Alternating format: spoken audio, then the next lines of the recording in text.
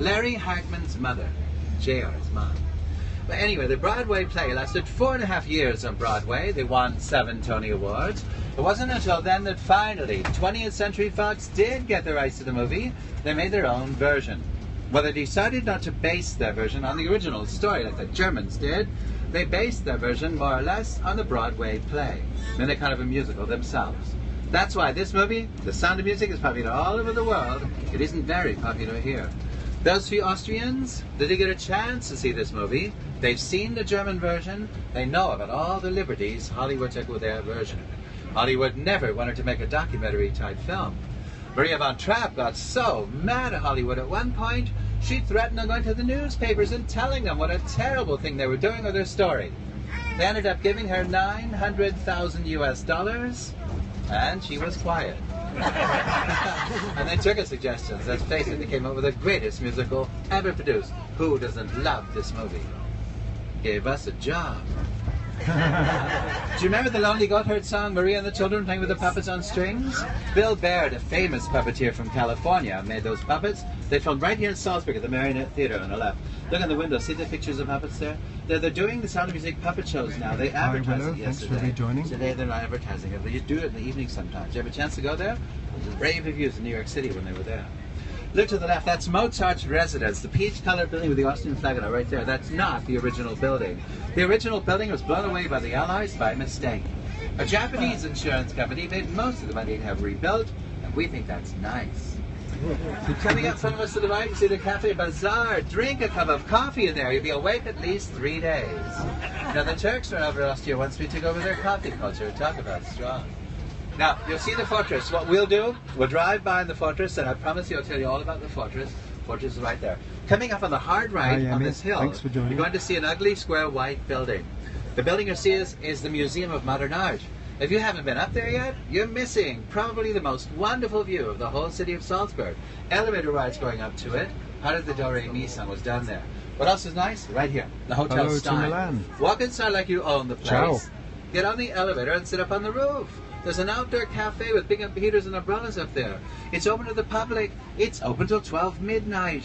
Imagine, sit up there at night time, look down, see the lit city of Salzburg, Pleasure. Drink some champagne with someone you really care about, and talk about your feelings. Now, I personally think the food's too expensive. What you can do, go and have this fantastic photograph and back down. When you're up there, you're going to say, I'm so glad I did this. Don't miss the Hotel Stein. Notice the church on the hard right with the red roof, the green steeple. Connected onto the right side of that church is the city's largest beer hall, the Augustiner Brau. 2,000 beer drinkers inside. The best thing about the beer hall is there's a hospital next door. I'm going to give you directions how to get there. You're going to love that place. You get to see the Austrians there as well. It opens every day at 3, closes 11 o'clock at night. Look to the left on top of the building. That's the Hotel Stein. That's where you be. Tom Cruise and Cameron Diaz did a movie up there once called Night and Day. Salzburg. You can jump from one room to the next just like they did. Yeah. Notice the footbridge in front of us. It was featured in The Sound of Music. At our end, running the other direction, Maria and the children in their curtain clothes, singing the Do Re Mi song. That's the bridge running across right there. And look at those beautiful buildings over there. A great fire in 1818 destroyed almost everything there. Most of those buildings you're looking at, built better than that. The rich Austrians live there now first. Ferdinand, the bus driver, has a house there. He lives under the bridge. Running water.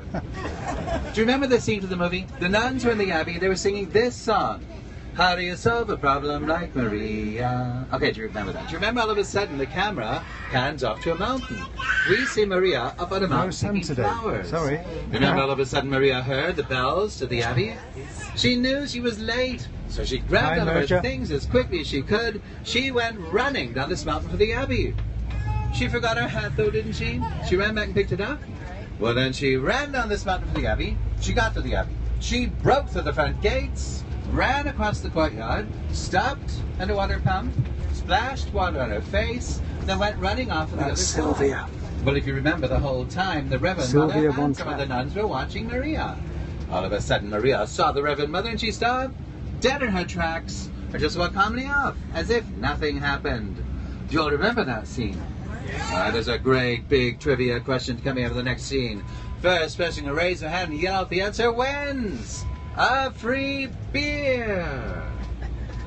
or a soft drink, or a water. Okay, think carefully now. All of a sudden, Maria gets caught into the Reverend Mother's office. Now she thinks she's been caught. So as soon as she gets in the door, she starts saying things kind of like this. Oh, I'm so sorry I was late. I'm so sorry. But I was on a mountain. It was my mountain. I was born there. It was such a beautiful day. I kept climbing higher and higher. No, I knew I wouldn't get lost. Please, can you forgive me? What do you think about my acting? Okay, that's not the question. Ladies and gentlemen, in that scene, Maria named that mountain. Does anyone here remember the name of that mountain? Last word is Berg. You can Google it. It starts We're in with the letter Salzburg. We're U. in the city of Salzburg. What? On Dunsburg. Hi, Margaret. Oh, pretty close. Should we get that little kid of beer? That's awfully close. He's awfully sure. You're on the Sound of Music tour. I'm having to speak very quietly. He said, It's called the Untersberg. Round of applause to that little guy over there. He just knew it. Only the countryside, the bar is yours, except for the beer. Okay, that's nice. Untersberg. Yes. You can't hear me back there? Let's see. I'll turn it up a little bit. Maybe you can hear me better there. How's that? Okay. Now, we know you've heard of the energy drink company Red Bull. Did you realize the second richest sausage alive from Salzburg owns the company? You know what this man did? He went to Thailand once where they produced this drink, went a joint venture with the owner there. And all he did was add carbonation and market it all over the world. Go to the airport here in Salzburg. Across the runway of the adjacent street, you'll find a gigantic round glass hangar there called the Hangar 7.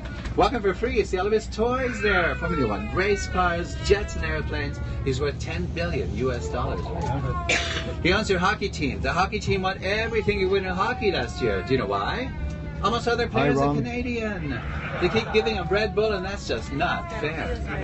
He owns the football team too. We saw this man at his football games. He was sitting there with his girlfriend. This man is 67 years old. His girlfriend is 30.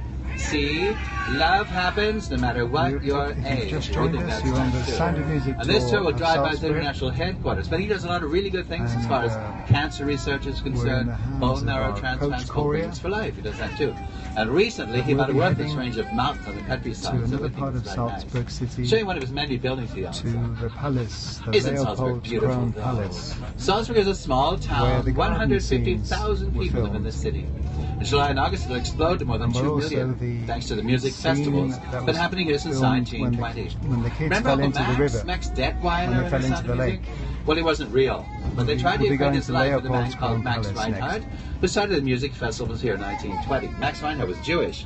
1938, he said, I'm out of here. He never came back, though. Look at that building with the red roof. That's one of Red Bull's buildings where he does cancer research called Wings for Life, the sign right there. That's one thing he likes to give money out to. I think that's nice. But look in front of a bus to the right. And look at the fantastic looking building over there. That building over there was built at the turn of the century. It was an old folks home then. It is an old folks home now. You can tell it's an old folks home if you walk up to it because there are busts of older people all over the front of it, so you know what it is. You know, in the early days of Salzburg, not too many people could read, so they got smart. They put pictures on the outsides of stores. Here, busts of older people. And a good example is the main shopping street where Mozart's birthplace is. While you're there, look up. Wonderful handmade wrought iron signs. Some of them still have the old pictures in them, as they did in the early days. Even though they couldn't read, they were pretty smart. Now, as soon as you get a green light, you're going to get a fantastic view, because just behind us is the back of the big fortress. The fortress is called Hohen Salzburg. That means High Salt Fortress. When we drive back down the same road we're turning onto, I promise to tell you all about the fortress. Look to the right. Nice building. Look at this view. What do you think? I don't know anything about that pink house. Now, ladies and gentlemen, do you notice in this field on the right, little bitty house over here, all by itself, no other houses around it? That was the executioner's house. Nobody liked that guy. Didn't want to live near him. Just for that, he had to take care of the vegetable gardens down here as well. Sometimes he practiced by cutting lettuce heads. What a nut. Now, if you look to the left, you see the Untersberg. Now, ladies and gentlemen, use your imaginations. Untersberg over there is about 6,000 feet high, 2,000 meters. Untersberg is about 10 kilometers away from Salzburg. Maria ran down that mountain. She went all the way back to the city to the Abbey in about 3 minutes. This woman was an athlete. Do you remember the very last scene of this movie? The Trapp family are in their hiking clothes. They're escaping into Switzerland from on that same mountain, the Untersberg. There's only one thing wrong with that scene. The Untersberg is half in Austria, the other half is in Germany. They were going the wrong way. Switzerland's about 500 kilometers in that direction. Could you imagine poor little Gretel after all that walking? Well, now you know these are only some of the liberties Hollywood took with this movie, and that's why those few Austrians that didn't get a chance to see this movie, they had their doubts. Isn't all that just fine, though? Because we love this movie. And you might be happy to know they were able to film the beginning and closing scenes of The Sound of Music on the Untersberg, thanks in part to the cable cars when you get down it. Would you like to go? Bus 25 takes you right to the base, right up those cable cars. And behind the Untersberg is Hitler's Eagle's Nest, Berchtesgaden, Bavaria. Imagine on a clear day Hitler could look out the window of his house and see the fortress of Salzburg out the distance. It's hard to imagine such a madman coming from such a beautiful place like Berchtesgaden. You have a chance to go there, you won't be disappointed. Anything you ever dreamed of Bavaria is right there. The wooden beams on the outsides of the whole mountains standing up around the city. It's incredibly pretty. If you have a chance to go, you should do that too. I'll take you to well, we hope you're ready because we are not going to be stuck in this bus all day. As a matter of fact, our first stop is coming up now in just a few moments. Ladies and gentlemen, if you'd like to leave some of your valuables in this bus, whenever we get up, feel free. Ferdinand, our bus driver, is a professional. He'll make sure you don't realize anything's gone. Of course, I'm only kidding. He'll make sure no one gets in this bus and off of it, and Ferdinand always locks it up. He gets out. You think she'll be fine where they are. Please keep the seat you've got right now throughout the entire tour. Whatever you do, please do not take someone else's seat when you get back in this bus. We almost had a great big fist fight in this bus 3 weeks ago. We had to break it up by yodeling. How many of you are from the United States? I'm going to make you extremely proud. Now, you won't believe this, but it's true. Right here in Salzburg, Austria, a statue of Abraham Lincoln. He's sitting on a horse. He's reading a book. Now, 3 of these statues are made. One is in Springfield, Illinois, where it should be. The other one's somewhere in California. The one I'm going to show you was a present for this little Austrian university.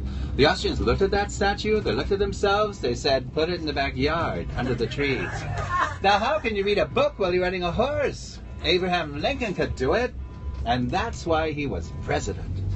Just goes to show you, if you study hard enough, long enough, maybe you'll become the president too. They still could put Sarah Palin on this horse one day. She just keeps trying. Look to the left. Put here, 1963. There he is. There's a statue. That's him. There's a plaque at the bottom that says Abraham Lincoln. Isn't that nice? Now, coming up on the right, see a yellow sign, Freibad Leopold's Krone. Freibad means open bathing. Leopold's Krone, the crown of Leopold. This is a swimming area coming up on our right, can handle 5,000 swimmers. Even so, most Austrians would much rather go to the lakes region we're going to today. There are 70 glacier-fed lakes out there, crystal clear, ice cold, even on the hottest days. Look to the left in the clearing, another wonderful view of the big fortress, Hohen Salzburg, High Salt Fortress. But right now, we made it to our first stop. Ladies and gentlemen, when Ferdinand stops his bus here, that center door is going to open up. You folks around it, behind it, please get out that door. To make things easier, the rest of you, please come out the front door. Then if you follow me, I'll show you something I'm sure you'll recognize. From the greatest musical ever produced, the one we all love, The Sound of Music. Now, Ferdinand's going to try backing up here. He doesn't always do this, but he's been practicing. Let's see how he does today. Now, if you just happen to hear a great big thump, it's going to be that tree right there. Look at the bottom where we hit it before. Castle, it's not our tree. It's not our bus. It's only a job. Well, he did it nice and easy. A round of applause for our bus driver, Ferdinand. He did it. Oh, that's not enough applause. A little more applause, a little more applause. That's too much. Too much. You know, Ferdinand, our bus driver's on a work program. He's got to go back to jail at 6 o'clock. He's got one of those ankle things on his shoulder, but he's a nice criminal. He just made the wrong decision. Close this section down and restart. Watch your things, though. There's when something we get called to the glass house, relapse. to the gazebo. So when he where stops they his sang bus, the if tune, you will, you are follow 16 me, please. going on 17. Dr. Schön. Here we go. Although that doesn't actually come until later, come to think of it. No, we're going to the Leopold's Crown Palace. We're very close to it. So I'll catch up with you in just 5 minutes. Stay tuned for the rest of the Sound of Music tour.